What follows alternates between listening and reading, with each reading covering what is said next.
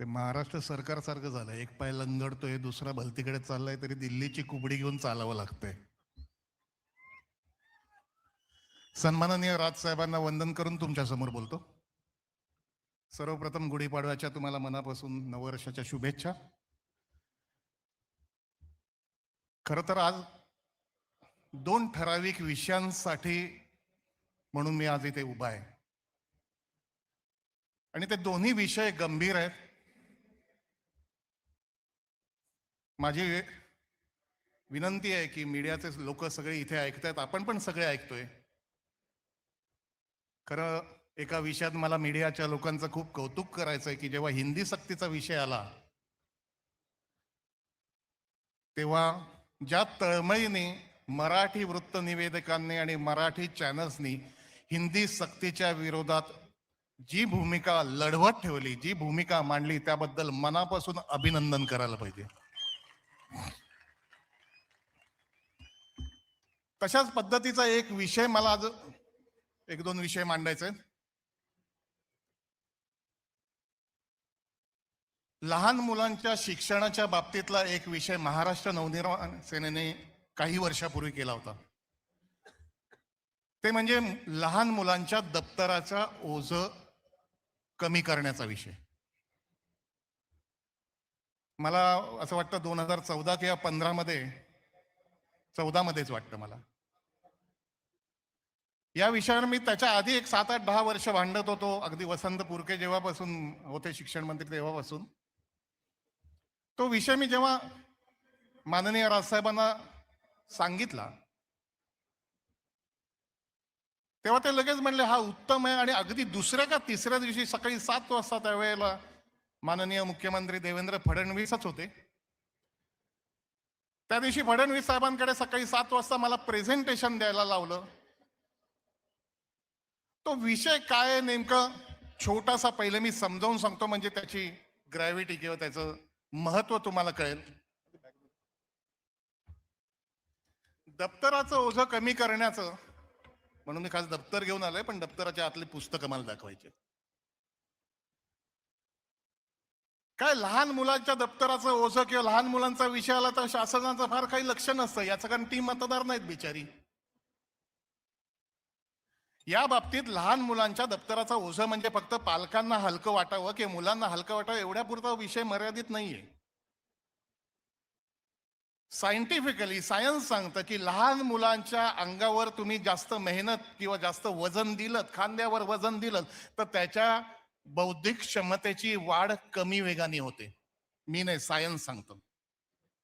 आणि हा वर्षोनवर्ष चघळला गेलेला विषय आहे आणि त्याला काही उत्तर मिळत नव्हतं. आम्ही प्रयत्न करत होतो.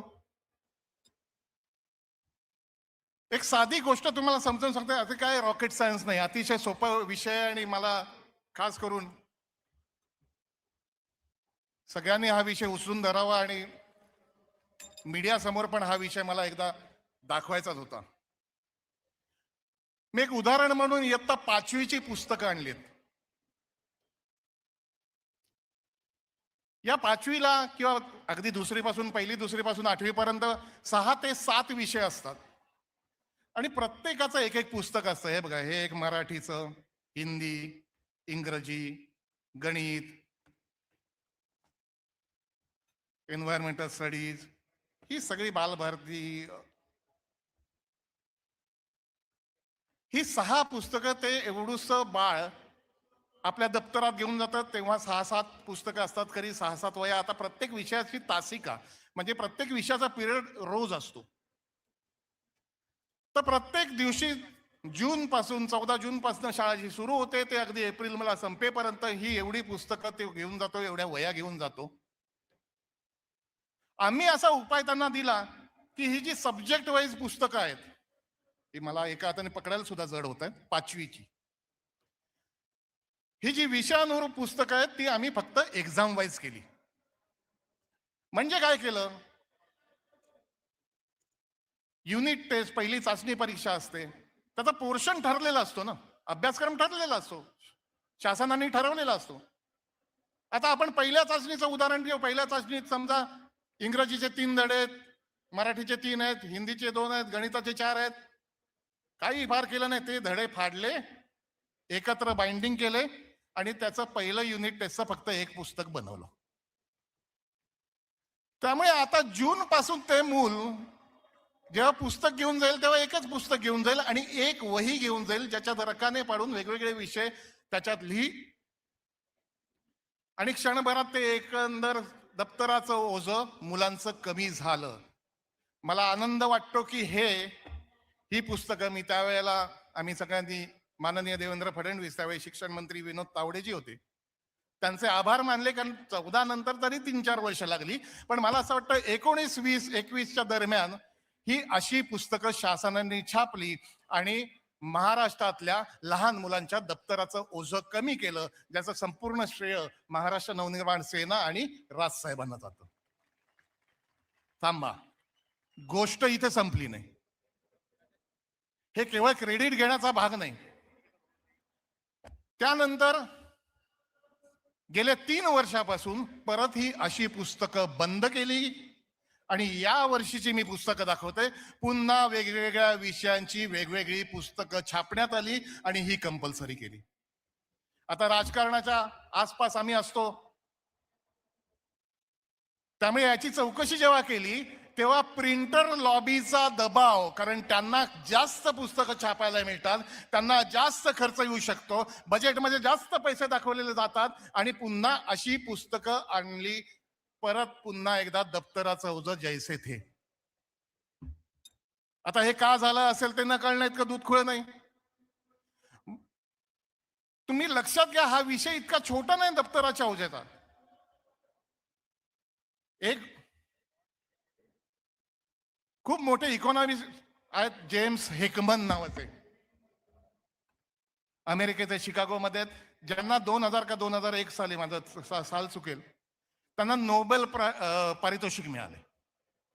आणि त्यांच्या रिसर्चनुसार त्यांनी असं म्हणलंय, ह्युमन कॅपिटल, मानवी भांडवल याविषयी त्यांचा अभ्यास आहे आणि पूर्ण संशोधन करून त्यांनी सिद्धांत जो मांडलेला आहे तो तुम्ही लक्षात घ्यायला पाहिजे की जो ROI आपण म्हणतो, रिटर्न ऑन इंटरेस्ट, कुठल्याही व्यवसाय कुठल्याही धंद्यापेक्षा लहान मुलांच्या बाल शिक्षणामध्ये केलेलं जी काही इन्व्हेस्टमेंट असते त्यात जगात सगळ्यात परतावा, त्याचा रिटर्न ऑन इन्व्हेस्टमेंट सगळ्यात जास्त जगात त्याच्यावर मिळते. याचा अर्थ लहान मुलांना तुम्ही उत्तम चांगलं शिक्षण जर दिलं तर उद्याचा, त्याचं गणित मांडत बसत नाही, पण उद्याचा देशाचा GDP वाढतो. हा इतका गंभीर प्रश्न आहे, तुम्हाला लक्षात येत नाही. आपण लहान मुलांना दप्तराचा, आपण बाल कामगारांचा कायदा काढला, तो याच करता काढला ना की लहान मुलं तिथे मेहनत करू नये, मेहनतीचं काम केलं तर त्यांच्या मेंदूची वाढ ही प्रमाणबद्ध होत नाही. मग हा काय मूर्खपणा परत चालू केलाय. मला शासनाला, मुख्यमंत्री साहेबांना, दादा भुसे शालेय शिक्षण मंत्री यांना विनंती करायचंय की या वर्षीपासून पुन्हा एकदा परीक्षानुरूप पुस्तकं आणा, छापा आणि त्या बिचारांच्या चिमुकल्याचं पाठीवरचं ओझं तुम्ही कमी करा. म्हणजे आता या गोष्टीसाठी सुद्धा रस्त्यावर उतरावं लागेल, यासाठी सुद्धा आंदोलन करावं लागेल. केवळ ती मतदार नाहीत किंवा ती तुम्हाला राजकारणात येत नाही म्हणून त्या लहान मुलांचं कोमेजू नका आयुष्य. दुसरा विषय त्यालाच लागू नये. आज आपण मराठी शाळांचा विषय बघतो. मराठी शाळांविषयी आम्ही प्रचंड काम करत असतो, अनेक संस्था करत असतात. मराठी भाषा बंद होण्याचं महत्वाचं कारण इंग्रजी येत नाही, इंग्रजीचा न्यूनगंड. इंग्रजी यायला हवी का? यायला हवी. आता सध्या हिंदी भाषा सक्तीचं बोलत नाही, पण इंग्रजी सुद्धा यायला हवी. माझं असं म्हणणं आहे, अशा जेव्हा मराठी शाळा तयार होतील की जेव्हा 10वीतनं बाहेर पडणारं मूल उत्तम मराठी आणि उत्तम इंग्रजी बोलायला सुरुवात करेल, तेव्हा मला असं वाटतं हा प्रश्न संपेल आणि याची जबाबदारी महाराष्ट्र नवनिर्माण सेना म्हणून आम्ही घ्यायला तयार आहोत. आम्हाला द्याव्यात महानगरपालिकेच्या शाळा.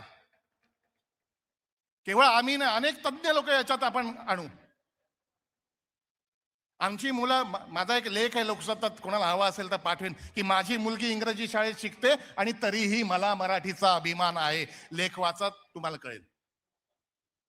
कुठल्याही प्रकारे उलट सुलट बोलण्याची गरज नाही. एक चांगली शिक्षण पद्धती. आज आपली मुलं SSC मध्ये टाकत नाहीत कारण लोक CBSE ला टाकतात, ICSE ला टाकतात. हा एसएससी ला न टाकण्याचा भाग एवढाच आहे. एसएससी ला न टाकण्याचा भाग एवढाच आहे की त्याचा अभ्यासक्रम हल्ली हलका समजतात. त्यामुळे 3 गोष्टींची विनंती मी तुमच्या माध्यमातून, मीडियाच्या माध्यमातून मुख्यमंत्री महोदयांना करीन. पहिली गोष्ट, हे पुस्तकांचं ओझं तुम्ही कमी करा. दुसरी गोष्ट, खरंच आमच्यासारख्या सामाजिक संस्थांना, तज्ञ लोकांना एक 15, 20, 25 शाळा देऊन बघा.